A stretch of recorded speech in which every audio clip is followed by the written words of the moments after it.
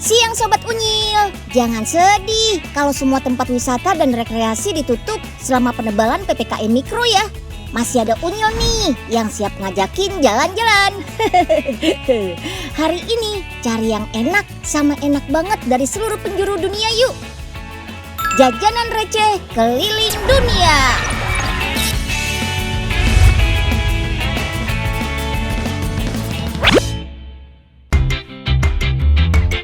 Annyeonghaseyo, welcome to Busan, kota pelabuhan yang cantik di Korea Selatan.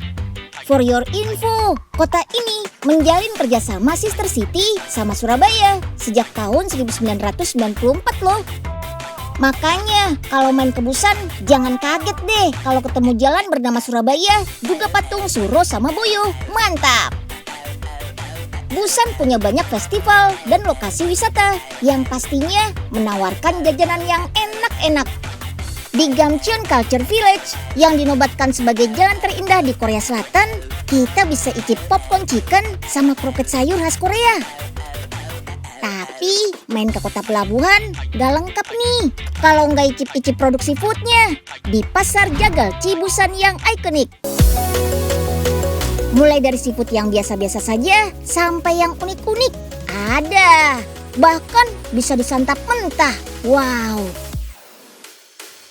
Ada abalon, ada sea squirt atau orang Korea menyebutnya myeongge. Hewan invertebrata penghuni laut dangkal ini bisa disantap dalam keadaan mentah ataupun direbus. Rasanya ada manis, asam dan asin. Rame deh. Kalau nggak suka seafood mentah, cobain kerang panggang bumbu keju aja nih. Kerang jumbo yang dimasak bersama butter dan keju mozzarella. Beuh, ajib.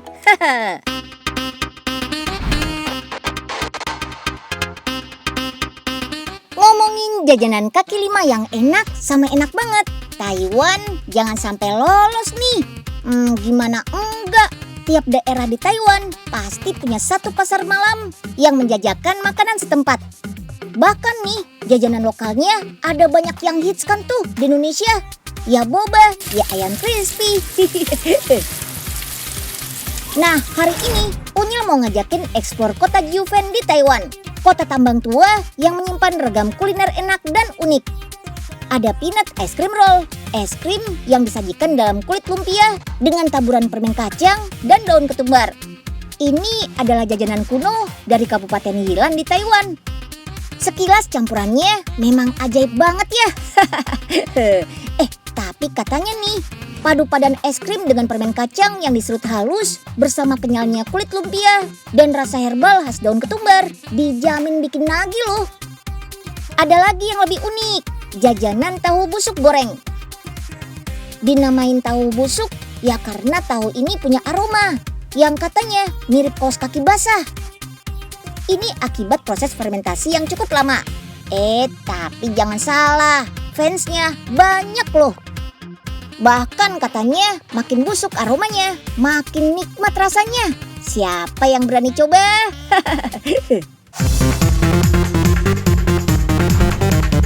Sawadikap, negeri Asia yang jadi surganya jajanan enak dan murah, apalagi kalau bukan Thailand. Sampai pernah dinobatkan sebagai best cities for street food loh. Di Thailand, street food sudah hadir sejak 200-an tahun yang lalu. Jadi nggak heran, di tiap sudut negeri ini gampang banget nemuin street food. Kalau mau nyari jajanan lokal, mampir ke pasar terapungnya aja yuk. Di sini kita bisa icip cita rasa dari 4 penjuru negeri Thailand.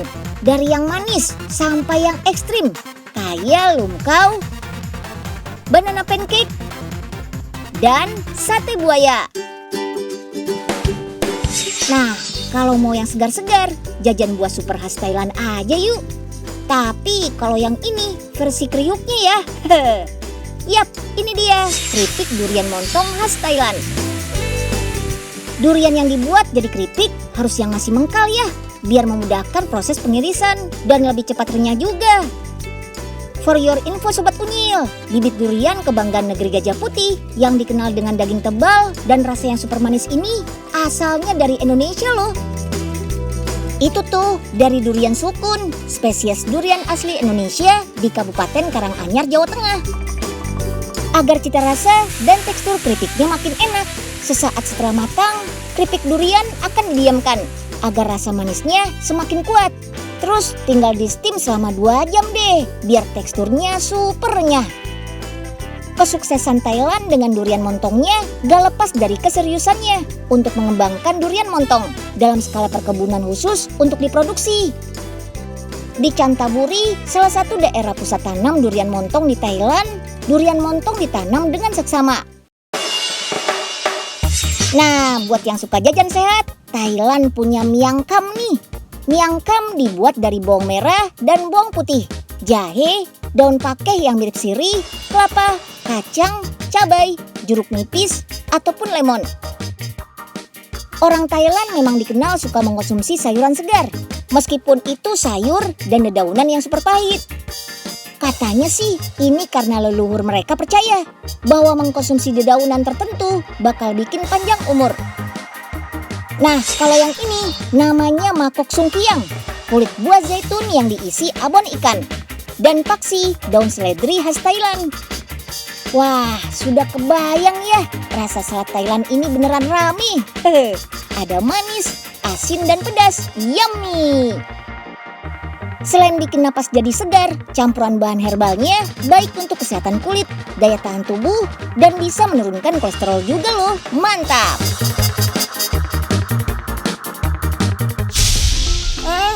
Bul, hati-hati nyebrangnya. Kalau di sini tuh nggak boleh sembarangan, Bul. Ya ilah, kan mumpung lengang ini Nyil, aman kok, nggak bakal ketabrak. Nggak bisa begitu, Bul. Kan tandanya masih merah. Ya harus nunggu hijau dulu. Ah, lama Nyil, Embul mau buru-buru nih. Lagian gak ada yang merhatiin ini kok. Ih, siapa bilang? Orang-orang di sini pada lihat tuh. Jangan malu-maluin dong, Bul.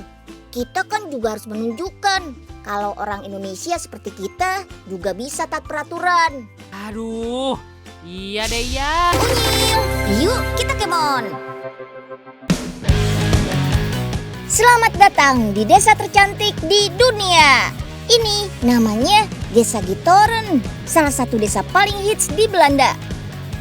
Desa cantik yang mirip lukisan ini sama sekali nggak punya jalan raya karena dikelilingi sama kanal-kanal.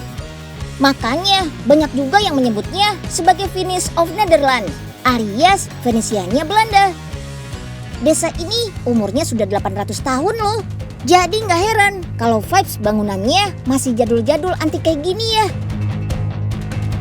Kita bisa berkeliling jalan kaki atau naik perahu kayak gini. Karena namanya desa wisata, di sini juga ada resto yang jualan jajanan khas Belanda. Ada belut asap dan ikan goreng. Mau yang ekstrim, cobain ikan herring. Kudapan ikan mentah favorit orang Belanda sejak 600 tahun yang lalu. Ikan ini mentah dan disajikan dengan taburan bawang bombay dan juga acar mentimun. Walaupun mentah, rasanya gurih-gurih gimana gitu. Karena sebelum disantap, ikan herring direndam dengan garam selama beberapa hari. Nggak cuma di Gitoren aja, jajanan ini lumrah ditemukan di Belanda. Seperti di sepanjang pasar tradisional Arbetsuit di Amsterdam, Belanda. Kedai yang menjual jajanan ekstrim ini legend loh, sudah berdiri sejak tahun 1916 dan dijalankan oleh generasi kedua. Oh iya, kalau dulu ya, orang Belanda tuh suka makan ikan herring utuh. 1 ekor langsung hap. Biar nggak keselak, makannya harus benar ya. Ikan herring harus digantung vertikal dengan bagian kepala di bawah. Tapi sekarang herring bisa disantap dalam bentuk potongan. Bahkan dimakan bersama roti juga bisa. Ikan herring atau yang memiliki nama latin Clupea haringus ini mirip dengan ikan sardines. Biasanya para nelayan berburu herring pada bulan Mei hingga Juli. Karena di bulan-bulan itu ikan herring lebih mudah untuk ditangkap. Dulu ikan herring jadi komoditas utama dalam perdagangan Belanda. Apalagi setelah Willem Boekelzoen menemukan cara untuk mengawetkan herring. Metode pengawetan ala Om Boekelzoen ini dikenal dengan istilah gibbing.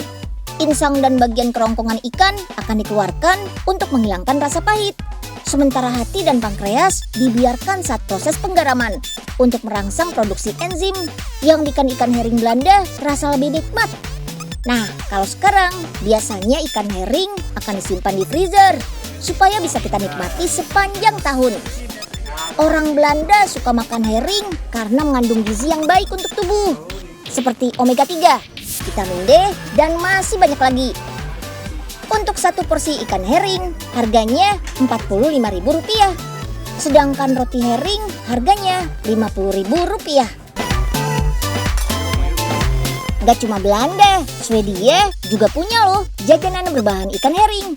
Namanya surströmming, dibuat dari ikan herring Baltik yang difermentasi dalam garam sama asam laktat selama lebih dari 6 bulan. Jadi nggak heran kalau baunya sangat menyengat, sampai dijuluki sebagai makanan terbau di dunia. Saking baunya, ada aturan gak tertulis yang melarang konsumsi jajanan ini di dalam ruangan dan area publik yang banyak orangnya loh. Waduh, bau banget ya kayaknya. Tapi nih, biar gak kebauan, ada cara khusus untuk menyantap jajanan ini loh. Nikmatnya dimakan bersama campuran bawang merah, daun bawang, keju, kentang, yogurt, sama roti. Kayaknya sih yummy ya.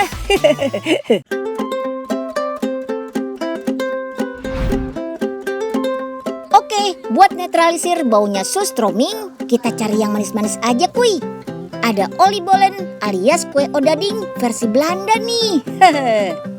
Kue bulat dengan rasa manis ini biasanya disajikan pada acara perayaan, terutama saat malam tahun baru.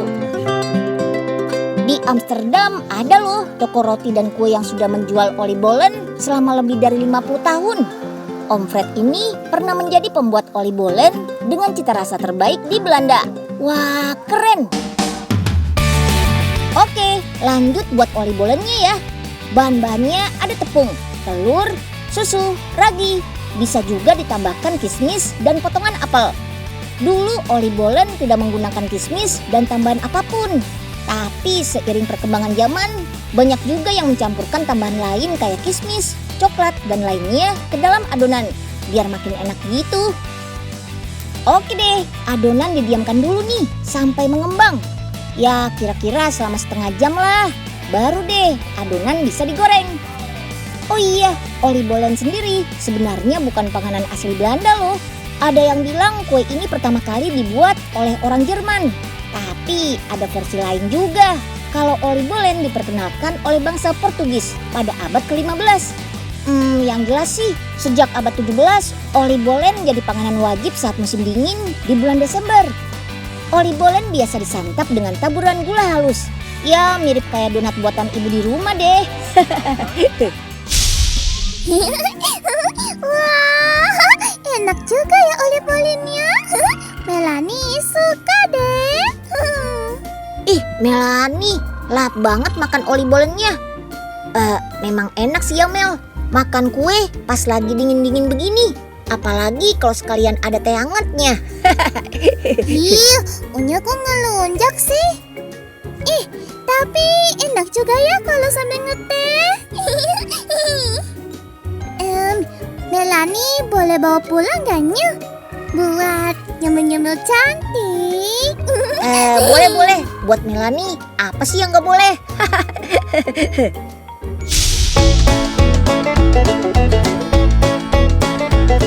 Rasa oliebollen sebenarnya gak jauh beda sama donat yang sering kita makan loh.